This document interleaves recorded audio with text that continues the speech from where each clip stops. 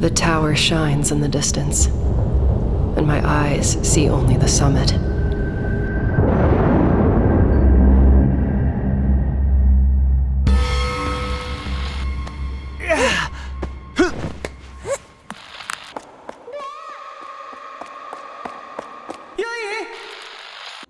That's where we have to go, no matter what stands in our way.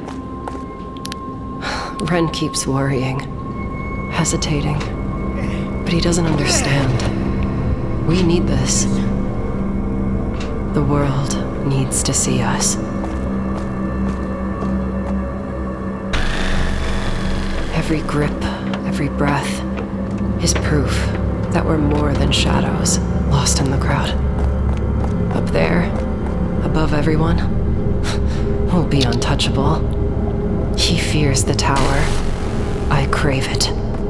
The steel, the wind, the silence. It's as if we're really alive. Daring us to reach it faster, to climb higher, to never look back. And I won't stop until we touch the sky.